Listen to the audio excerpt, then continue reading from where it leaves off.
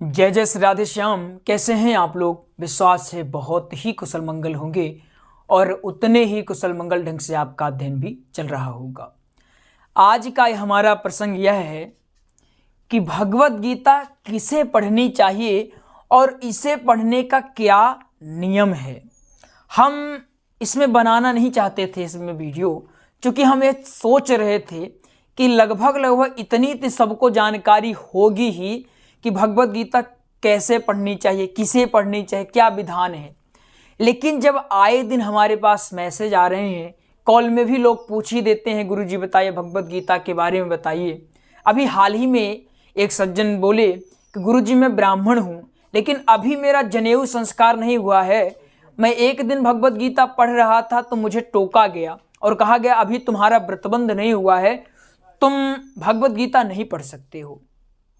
एक वैश्य से जुड़े हमसे, वो बोले कि हम पढ़ रहे थे तो हमसे कहा गया तुम तो वैश्य हो, तुम्हें तो छूने का भी अधिकार नहीं है।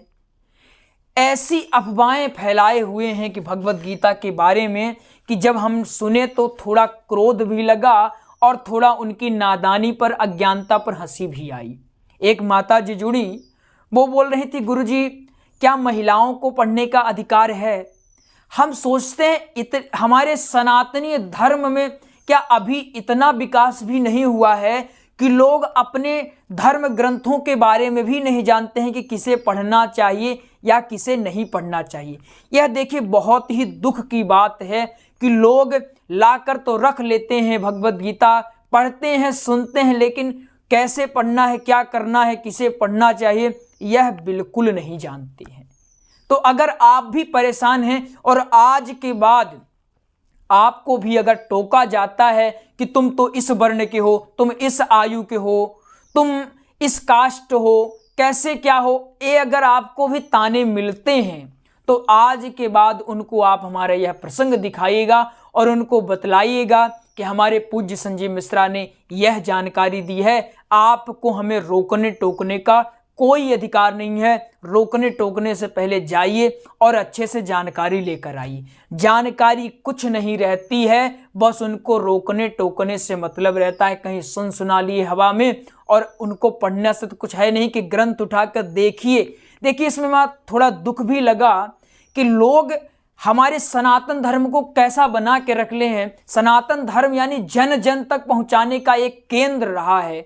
सनातन धर्म सबका है, सबको साथ लेके चलने वाला है, लेकिन आज उसी सनातन धर्म में लोगों को ग्रंथ पढ़ने से रोका जा रहा है, टोका जा रहा है। यह बिल्कुल गलत है। आज आपको अगर सरल शब्दों में बताऊं तो जिस प्रकार एक माँ होती है, बच्चा कैसी भी अवस्था में है, जब वो भूखा रहता है और चिल्लाता है माँ माँ, तो माँ दौड़ी दौड़ी जाती है, उसको दूध पिलाती है।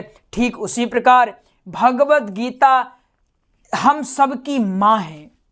अगर हमें कोई भी समस्या होती है, अगर आप एक बार भगवत गीता पढ़ते हैं तो आपकी 80% समस्याएं स्वतः ही समाप्त हो जाती हैं, क्योंकि जितनी समस्याएं बाहर नहीं रहती हैं, हमारे मस्तिष्क के अंदर उससे ज्यादा कहीं समस्या बन जाती हैं। तो आप लोग ही बताइए, जब हम यहाँ ये कह रहे हैं कि भगवत गीता हमारी माँ है, तो क्या माँ किसी के साथ भेदभाव कर सकती हैं कि हमारा बच्चा ये नहाया नहीं, ये नहाया है तो ये पढ़ सकता है, या फिर ये बच्चा है, ये बच्ची है तो ये बच्चा है तो पढ़ सकता है, बच्ची है तो नहीं पढ़ सकती, या फिर ये इस वर्ण का है, वो उस वर्ण का है तो वो पढ़ सकता है, वो नहीं पढ़ सकता है?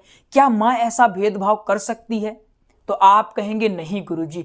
जब आप कहेंगे नहीं गुरुजी, तब क्यों परेशान हो रहे हैं, क्यों हिचक रहे हैं? तो आज के बाद मैं निवेदन कर रहा हूं, जो भी रोक टोक करते हैं कि तुम इस वर्ण के हो, तुम्हारी आयु ए है, अभी तुम इस आयु में नहीं पढ़ सकते, तुम्हारी आयु जब इतनी होगी तब पढ़ना, तो मैं हाथ जोड़ के निवेदन कर रहा हूं, आपको कुछ पढ़ना नहीं है। लेकिन जो पढ़ रहे हैं, जो सनातन धर्म को जानने का प्रयास कर रहे हैं, कृपया उन्हें जानने दीजिए, उन्हें आगे बढ़ने दीजिए। सनातन धर्म किसी व्यक्ति विशेष का नहीं है, यह सबका है, जन जन का है सनातन धर्म। सनातन धर्म तो जोड़ने का काम करता है, तोड़ने का काम कतई नहीं करता।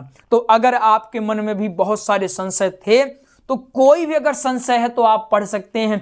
अगर आप भगवत गीता को शुद्ध आसन में बैठ के नहीं पढ़ पाते हैं तो आप बिस्तर में बैठ के पढ़ लीजिए, कोई समस्या नहीं होती है। आप बिस्तर में पढ़िए, चलते हुए पढ़िए, टहलते हुए पढ़िए, छत पे पढ़िए, आंगन में पढ़िए, कहीं भी आप कभी भी आराम से पढ़ सकते हैं। चाहे भगवत गीता की पुस्तक लेके पढ़िए, चाहे आप मोबाइल में इसका पीडीएफ डाउनलोड करके पढ़िए, कैसे भी पढ़ सकते हैं। बस शर्त क्या है कि प्रतिदिन समय निकाल कर 10 मिनट, 20 मिनट, आधे घंटे, जितना भी हो सके आप समय निकाल कर पढ़िए और आप पाएंगे कि आपके जीवन में स्वतः प्रकाश पुंज विद्यमान होता जाएगा। जो भी अंधकार होगा वह स्वतः क्षीण होता जाएगा, नष्ट होता जाएगा। तो अगर इतना बताने के बाद भी अगर कुछ समस्या होती है तो आप कमेंट करिएगा, लेकिन हमें विश्वास है अब आपको कोई समस्या नहीं होगी। अगर कोई आपसे कहता है फिर भी तो आप उनको हमारी यह वीडियो दिखाइएगा। और कुछ लोग ये भी कहते हैं त्रुटि मत करो, त्रुटि करोगे तो पाप लगेगा। ऐसा कुछ भी नहीं है, आप सीख सकते हैं। भगवत गीता एकमात्र ऐसा ग्रंथ है जिनको आप कैसे भी पढ़ सकते हो। आप त्रुटि भी कर रहे हो तो भी आपको कोई पाप नहीं चढ़ने वाला, आप आराम से पढ़ सकते हैं। तो बिल्कुल अगर इसके बाद भी कुछ समस्या रहती हो आप कमेंट करिएगा। तो चले मिलते हैं अगले प्रसंग में, तब तक के लिए जय जय श्री राधे श्याम। तो आपको एक जानकारी देते हैं, हमने भागवत जी व श्री राम कथा का नोट्स हमने तैयार करवाया है। क्या तैयार करवाया है? हमने नोट्स तैयार करवाया है।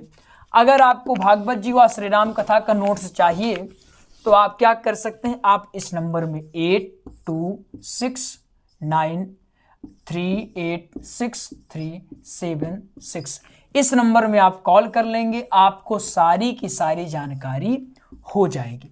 किस नंबर में? 8269386376 इस नंबर में आप कॉल करेंगे, आपको सारी की सारी जानकारी दे दी जाएगी। हमने बहुत ही व्यवस्थित रूप से और मेहनत करवा के ये नोट्स तैयार करवाया है। भागवत जी का और श्री राम कथा का बहुत ही बेहतर है। जो नए हैं उनके लिए तो यह रामबाण सिद्ध होगा। आप आसानी से, अगर आप कुछ भी नहीं जानते हैं, एक बार अगर आप इन नोट्सों को अच्छे से पढ़ लेते हैं तो हमें विश्वास है आप शुरुआती कथाएं बहुत ही अच्छे से कर सकते हैं। तो आप दिए गए नंबरों में कॉल कर लेंगे, आपके स्क्रीन पर भी नंबर दिया हुआ है, कॉल कर लेंगे और भी बेहतर जानकारी आपको दे दी जाएगी। तो चलिए मिलते हैं अगले प्रसंग में, तब तक के लिए जय जय श्री राधे श्याम।